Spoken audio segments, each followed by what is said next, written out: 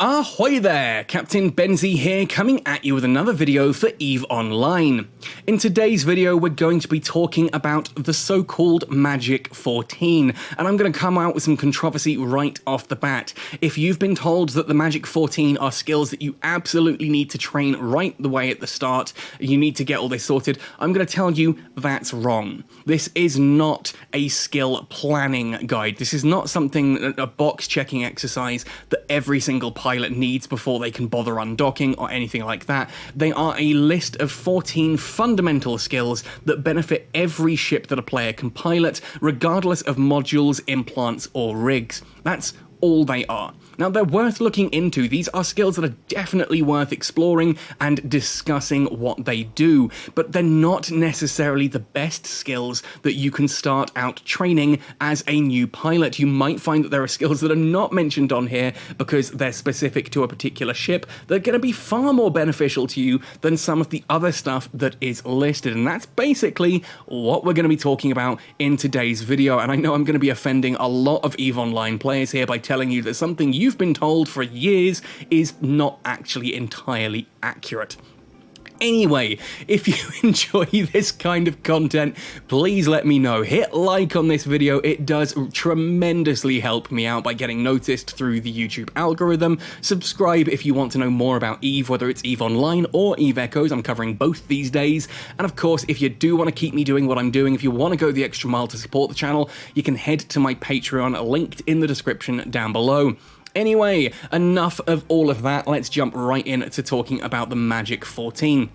Now, first of all, when you come into the skill menu, which you can do here by clicking skills, or it's Alt and X and that will open it up as a quick shortcut, you can sometimes find that this is docked to one particular site, which can be useful if you want to compare it to like lists or things on the ship tree, for example, but we're just going to go ahead and put this as full screen. Now, as I said, the Magic 14 are a fundamental list of skills that can benefit every single ship and pilot in the game. They're not necessarily the skills that you need to have right out of the gate in order to pilot a ship. It depends what you want to be doing in EVE. If you're going to be a combat pilot, then some of these skills are going to be more important than others, and you're probably going to want to have some things like some of your weapon skills training, which obviously aren't on this list because the Magic 14 are only concerned with skills that benefit literally everyone. And obviously there's no point training into small projectile turrets if you're flying a Mars ships, just as an example. Anyway, now the first of these that they talk about are under engineering, so we're going to click into engineering first of all and have a look at the different skills here. And we're just going to talk about these one by one, explain what these skills are, what they do, and why you might want to train into them. Now the first one here is CPU management. We're going to go full on show info here. Now, CPU management is basically a skill that if we go across to its description, it is about the understanding of spaceship sensory and computer systems, and for each level that you have in it, you get a 5% bonus to ship CPU output per skill level. Now, ship CPU is kind of like your power grid. This is how much stuff you can cram into a ship. Different modules will use different amounts of CPU, and obviously having more CPU therefore means you can fit bigger and better modules. Well worth training into, but getting that to level 4, which I think is how every character starts these days, is like a 20% bonus to your ship's CPU straight out of the gate. Taking this all the way up to 5, just for that additional 5% there, isn't necessary. You might find that later on, especially if you want to do PvP fits, that you need to cram every bit of CPU you can, then yeah, it's something you might come back to. Now, interestingly, one thing that's worth noting is how this affects other skills and ship equipment. So for example here, if you want to be training into the electronic warfare skill for EVE Online, that's if you want to be using things like burst jammers or your different kinds of stuff here, you'll see that ultimately, or you need to come back now to the requirements, you're going to need CPU management at least to level 1. So remember, these skills do unlock other things too. So if, for example, you really want target management, signature analysis, survey, these kind of things, you're going to need to be training CPU management. And target management is, of course, a very useful skill in and of itself. It is a skill that essentially helps you to lock on at further ranges and lock onto more targets at once. Very useful one to have, as can signature analysis be. Survey's a bit more niche. It's about cargo scanners and stuff like that, so we're not going to worry about it there.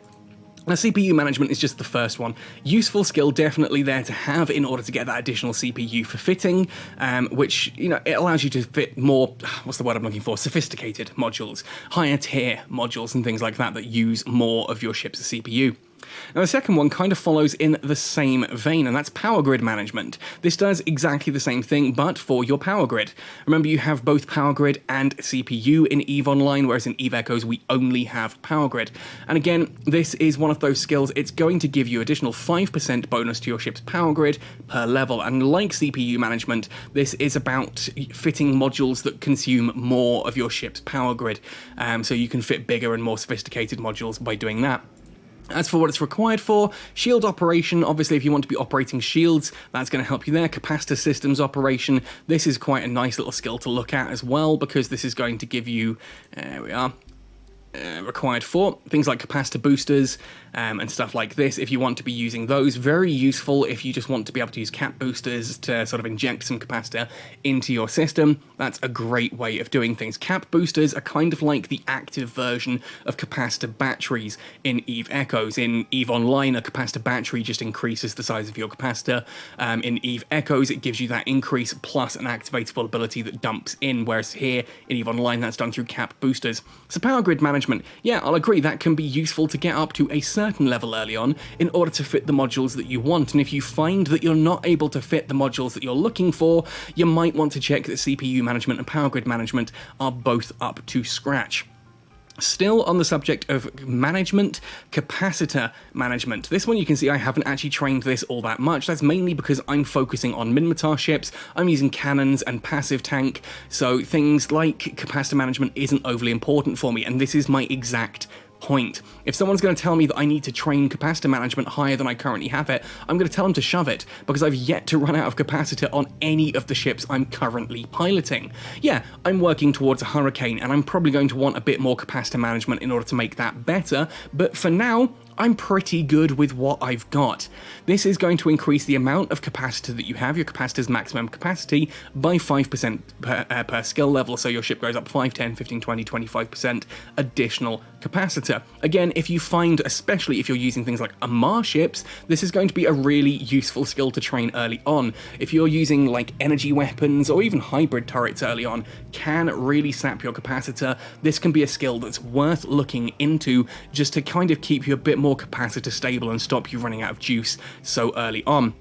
Now, in association with this as well, we have capacitor systems operation. Now, this one is it's kind of the same thing, but from a different angle. Whereas capacitor management gives you a flat-out bigger capacitor, capacitor systems operation affects the recharge time. 5% reduction in capacitor recharge time per skill level, which means you're going to recharge your capacitor faster. Again, this is going to be much more important for those of you using energy weapons or hybrid turrets and things like that than those of us using cannons and missiles that don't really do that all that much. If, for example, you are armor tanking or passive shield tanking a ship that uses cannons or missiles, then these are not overly vital skills. You just want to kind of check how your capacitor is doing and maybe increase these two if you need a bit more of a bump. Now, on the subject of sort of armor tanking and shield tanking, let's actually have a look at the next of the list, which is then going to be armor. Now, the first of these is going to be mechanics, which is over here. I'm trying to find it, trying to memorize all of these. Now, the skill at maintaining the mechanical components and structural integrity of a spaceship, this is a 5% bonus to structure hit points per skill level. Now, obviously affects every single ship, and I've got this up to 5 because I was training into some of the masteries for the ships. This is not a particularly vital skill for me because I have yet to even take armor damage on any of my ships, let alone structure hit points. Again, this is what I'm talking about when it comes to how vital actually are these. Now, the list of requirements here, however, do mean that it's worth getting this nice and early on. If you want to use a small armor repairer, for example, you are going to need to have mechanics at least to level 1. Same for repair systems. Repair systems, the ability to even use a small armor repairer, requires mechanics 1. Now, if you wanted to be using something like an Armor Repairer 2, then you're going to need to have this up even higher and start looking into some of the other skills that this is going to sort for you, like repair systems. If we look into this one, this is one of those ones that, again, you unlock courtesy of mechanics. You'll then get repair systems that are going to allow you to use these particular modules. Once you have this trained up, you can start looking at some of the higher tier modules as well. And that's kind of how things work here in EVE Online. It's a bit more confusing trying to find some of the gear, but ultimately mechanics, it can be really useful, especially if you need those repair systems. Getting this to 1, absolutely vital, so that you can access repair systems and start using that. The other one that the Magic 14 talks about here is hull upgrades. Now, hull upgrades, if we go into this one, what we're looking at here, under description, is a 5% bonus to armor hit points per skill level. Now, to me, that's a little bit more, like, vital than mechanics to get to a higher level, because you're probably going to hit your armor more than you're going to hit your structure, at least I'd hope you will. And as a Minmatar pilot, there are several ships that I'll be flying that are going to be armor tanked, so yeah, this can be a useful one to have. And again, requirements there, it requires mechanics 1, so you're going to need to train that first anyway. Required 4, you see it gives you some things like coatings and that if you want to be equipping those. It's not so much necessarily about what you're going to be able to fit and use for this, it's just about that passive bonus to your armor HP, which is, you know, fair enough, it's kind of worth looking into. On the other end of tanking, though, of course, we have shields. Now, I like shields. Yeah, they're a bit more aggressive on your capacitor than perhaps armor tanking is, but the ships that I tend to fly tend to be a bit more shield tanky than armor tanky, like, for example, the Thrasher. The Wolf, curiously enough, is more armor tanked usually, but I tend to go shield tanking, so having a few skill points here and there does really help this. And of course, the first one is going to be shield management, just like we have like all the other different management skills in Capacitor and that. Shield management, 5% bonus to shield capacity per skill level, so again, this is just increasing the size of your shields. I should probably have this higher than I've got it, but considering I'm kind of sort of semi-speed tanking and kiting in the Thrasher I'm using right now, more on that in a future video, ultimately I've only got it to 2 currently, with the third one being trained somewhere down there. We are. Shield management there, shield management 3 being trained right the way down the list, so ultimately I'm getting 10% more shield than the base version of the Thrasher would have. Bigger shield obviously takes a longer time to get through, and if you're going for passive shield tanking, then having a bigger shield that obviously recharges over time just gives you a lot more survivability, and in fairness, the Wolf that I fly is passive shield tanked, so there's that. Again, requirements here, power grid management 3, and it's required 4 all of these things like shield boost amplifiers and all this kind of stuff, useful stuff there, but power grid management as well. If you want to get that up to 3, you're going to have to, you know, have some of this all trained as well. So shield management is the first one that we're looking at here, increasing the hit points of your ship's shields, and then we have shield operation, which is over this side. This one I have taken a bit higher. Now, shield operation as a skill, this is a 5% reduction in shield recharge time per skill level, and that is passive recharge time. In EVE Online, shields recharge a lot faster than they do in EVE Echoes. In EVE Echoes, the passive shield recharge is really slow to the point that it's almost negligible. Here, it can very much be a thing. If your shield is big enough and you're taking small enough damage, you'll find that, like your capacitor, your shield will actually heal itself over time, and this is a really useful skill for that. Again, because I'm flying things like a Thrasher and a passive shield tanked Wolf, this is really useful for me because I take minimal damage and then I find that my shield just repairs itself and sort of boosts back over this one. This is, in my opinion, one of the most useful skills for me personally, but again, if you're going with a Mar or Galente ships, you're probably going to second guess yourself as to how important this skill actually could be for you. It's nice to have and it will benefit those ships because obviously even if you're armor tanking a ship, the fact that you've got a lot longer to get, it takes a lot longer to get through your shields first, means that, yeah, by the time they hit your armor, you've hopefully killed a lot of the enemy fleet already, and, you know, it increases your survivability that way. I just don't see it as vital. Obviously, you're going to train other skills like your armor tanking skills, and if you're going Galente, then things like drone skills or railgun skills and things like that are probably going to be more important than getting shield operation up. Ultimately, again, if we have a look at the required 4, this is for things like shield boosters. So if you want to be using a standard shield booster, you're going to need to get shield operation at least to 1. Same once you go up to the higher versions here, and the higher that you take shield operation, the better quality stuff you can equip there. That makes sense, I hope.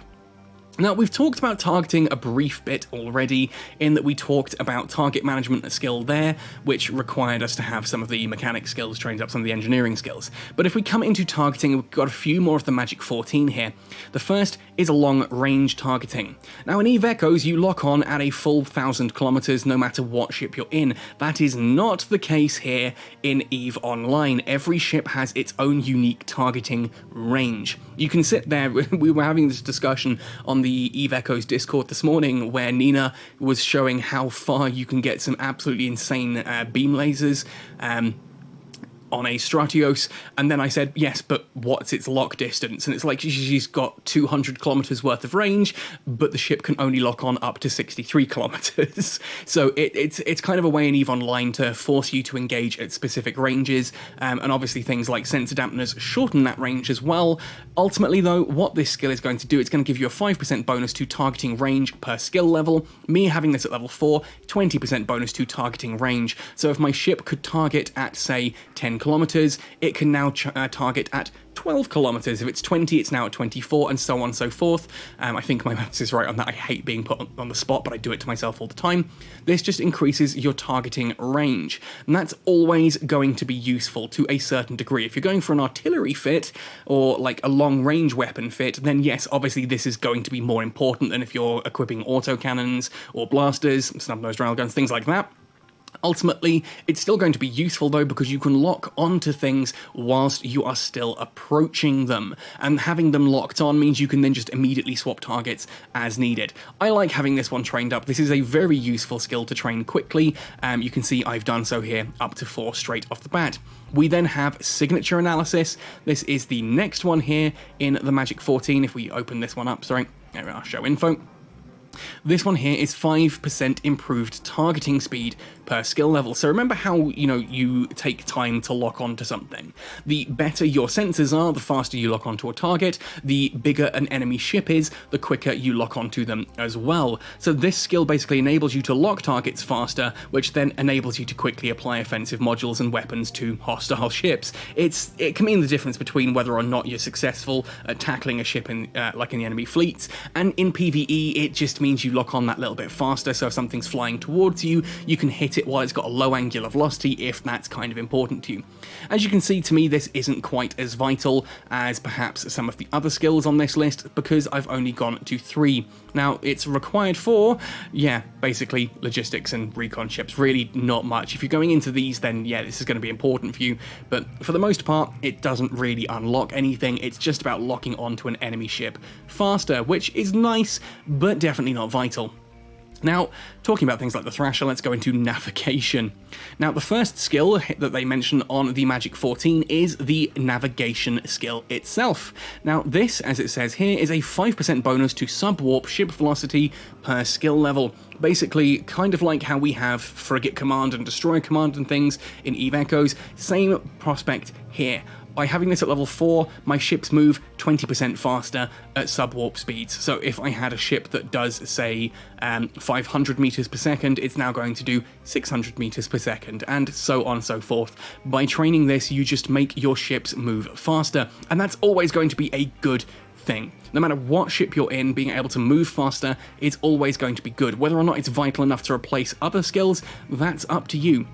If you want to be training into afterburners and warp drive operation though, then you are going to need to have the navigation skill trained up there. Curiously enough, the same for things like warp scramblers, the navigation skill is required for training into those. It's a useful skill. It's certainly one I would recommend getting trained to a certain level, especially if you're going to be speed tanking. So if you're in frigates and smaller ships and you want to be like tackling in an interceptor or just speed tanking encounters and things, then the navigation skill definitely worth looking into. On that same subject then, we have evasive maneuvering. Now this one I got to 5 very quickly. This is 5% improved agility for all ships per skill level. Again, remember, agility is about how quickly you align to a new target. It affects how close you can orbit and how well you can maintain a tight orbit. It's how quickly you can achieve warp. All of these things are affected by evasive maneuvering. This is also one of the things that is required for using things like interceptors. If you want to fly an interceptor, you need to get evasive maneuvering up to 5, which is why I've got that straight out of the gate. Also useful for stasis grapplers if you ever want to use those. You need navigation 2 trained into it. I'm just kind of clicking through here. Obviously, evasive maneuvering, very useful skill, especially for smaller ship pilots that want to be able to hit and run. If you're speed tanking, this is absolutely a necessary skill. Maybe not all the way up to 5 right out the gate. I just wanted to make sure that my Wolf was doing the best it could and that I could access the claw and the stiletto as soon as possible in the game for me, so that was an important skill there for me there. But for the most part, essentially it's all about getting the best out of how your ship can actually move. Then we have warp drive operation. This is the last one here in navigation, and this to me is a bit contentious. It's a 10% reduction in capacitor need of initiating warp per skill level. It definitely benefits every skill, therefore it earns a place on the Magic 14. But for the most part, it's really not at all vital. Like, unless you're running really low on capacitor all the time, and thus you're worried about being able to warp out of a combat situation, I really don't see this as necessary. And in fact, I'm pretty sure this is basically how I started this. I don't think I've trained a single level in warp drive operation. So I've got a 30% reduction there in the capacitor need of initializing warp per skill level. It's a 30% capacitor reduction for me to activate my warp drive and GTFO. And ultimately, as a PvE player, that's not overly important. And for like a PvP player, again, as long as you're watching your capacitor, I don't know, I just don't see this one as at all really important. Even the sort of required 4, yeah, it's useful to have things like your warp core stabilizers, if you want to try and make sure that you're not going to be tied down by someone in PvP, but it's such a niche thing that if you're not worried about warp core stabilizers, train this one eventually, yeah? Now the final one on the Magic 14 then is Spaceship Command. Now this requires me to go into Spaceship Command and then scroll all the way down to Spaceship Command itself. It is its own unique skill here at the bottom. Now this is definitely something that is going to help with absolutely everything. It is a 2% improved ship agility for all skills, for all ships per skill level. So again, I've got another there 6% improved agility, like I was getting out of evasive maneuvering, but also this is required for a lot of other skills. If I go into required 4 here, you'll see there are so many ships that you have to have a certain level of Spaceship Command in order to fly. Certainly all things like the frigate skills here require certain levels as well.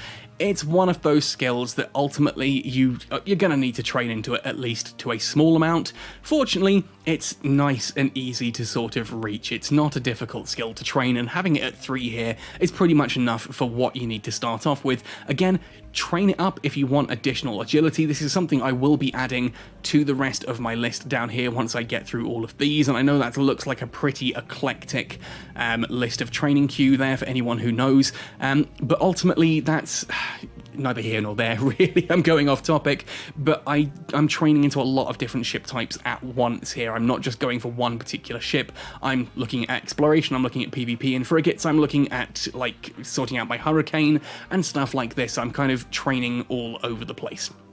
Ultimately, if you've got an idea of what particular ship you're looking for and what skills you should be training into, basically open up your ship tree. Go into the ship tree itself, have a look at a ship that you want to fly. So for me, looking at the Thrasher, this is a ship that I want to fly early on. Now, obviously we've got our traits here, Minmatar Destroyer bonus, that tells us we need to be training Minmatar Destroyer as quickly as possible, and I'd recommend getting it at least to 4, if not all the way to 5. Then we can go into what's called Mastery.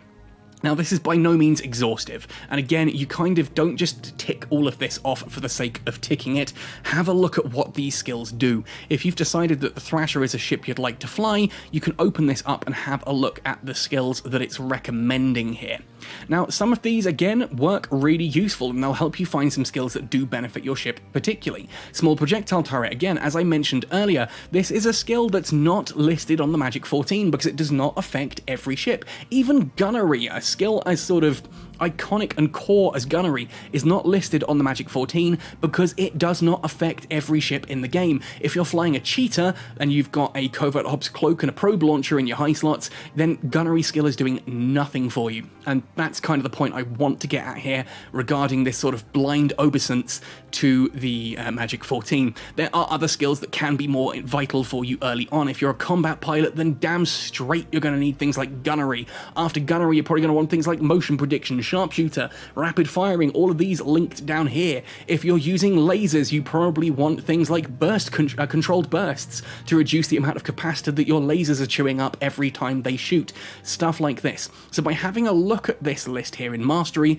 you can get a feel for what kind of things might benefit a ship that you're looking at. And once you've got that, you can look at higher tier stuff. Like, okay, I'm comfortable flying the Thrasher once I have all of these and I'm Mastery level 1.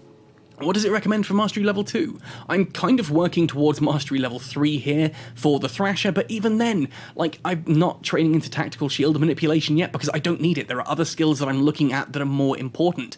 I can look into the level 4 version, and I can go, all right, okay, well, what actually do they need for that? And CPU Management 5 is there, which I'm already training, not because Mastery 4 here requires me to, but because I've looked through these skills and gone, actually, that looks like it could be pretty beneficial for my particular ship. And again, small projectile turret here. You can see I'm almost maxed out on Mastery here for small projectile turret on a Mastery level 4 on a Thrasher. That's not by some accident. That's because I've decided, I've looked through the skills at earlier levels here and gone, okay, well, these skills that it's suggesting here, let's take those a bit higher. They're going to benefit the ship. They're going to benefit other ships that I'm flying because things like sharpshooter, rapid firing, and motion prediction, those are also going to help me in my Hurricane when I eventually get there because it's still using turrets, right? And these are just turret skills that affect you. So using the Mastery can be an interesting way to kind of get an idea of what kind of skills you might want to look into, just as an idea. I'm not suggesting that you go for this just to tick boxes. Open these skills up. Have a look. Okay, it suggests motion prediction. What is motion prediction? Why might I want to train into that? And then go for it. Decide if it's something you want to train. EVE Online, it's very easy just to go onto Reddit or just type into Google, like EVE Online Thrasher fit, and then just tick all of the boxes that people online tell you. You're gonna die doing that because you have no concept of what your ship is doing or why it's doing those things. Ultimately, this is a game that is going to heavily reward you for doing your own investigation, looking into a ship and working out what skill is going to benefit it, and then going, right, okay, so for example, continuing along the Thrasher line, I fit this out with a load of Tech 1 gear and went, okay, that's really cool, but I want to be using a Tech 2 gyro stabilizer. So what do I need to be able to use that? Oh, I need weapon upgrades 4, which requires gunnery 2. So I trained those, just so that I could upgrade from a gyro stabilizer 1 to a gyro stabilizer 2. And it's the same when it comes to turrets, it's the same when it comes to like your weapons and your ammunition and different things you want to use. If you want to use a multi-spectrum shield hardener, hit info on it and you can look at all this in the market as well. What skills are required for me to use that particular piece of gear? It lets you think about things, lets you look at these things and make your own mind up about how that works. Now, as always, I hope this has been useful. Do, if you've got any questions at all, ask in the comment section down below. Come find me on Discord, which is linked in the description of this video. Come find me, ask questions. Ask questions of people in the comment section, ask questions on Discord. Just keep asking, talk. Let's have a conversation about all of this and just hopefully I can help you out on this. Also, skill plans, yeah, no, sorry, ignore those. We're going to stick with the skill catalog. Anyway, folks, hope this has been useful. Please let me know how you get on with all of this. Happy sailing, and see you in New Eden.